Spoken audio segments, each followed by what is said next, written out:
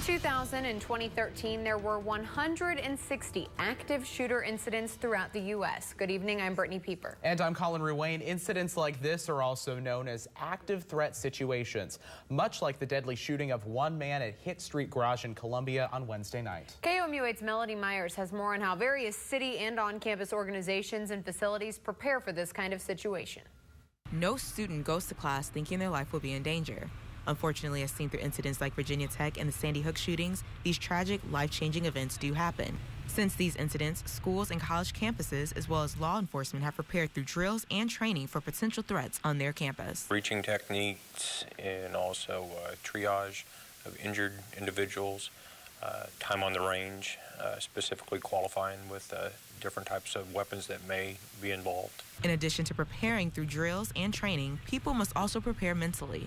But it's not just knowing your responsibility, it's having a mental set that you know what to expect. Weimer says it is hard to have a uniform drill preparing for an active threat across the entire campus. You could never go through every single scenario where you may be at any particular time. What you need to understand is the concepts and then adapt them to your location. People can learn these concepts through MUPD's Citizens Response to Active Threat Training. Participants can go to MUPD's website and fill out this form here. Training consists of 2 hours of class session and 2 hours of hands-on training.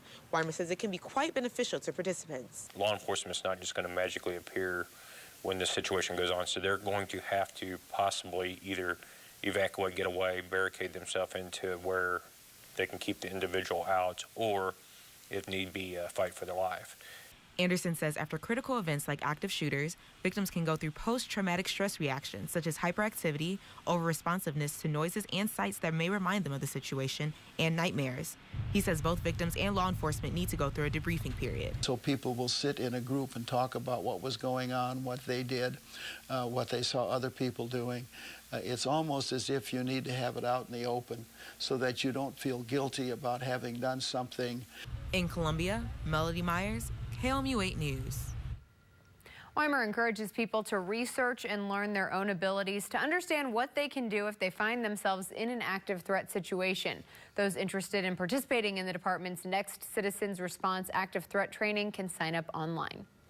Meanwhile, we are still working to confirm the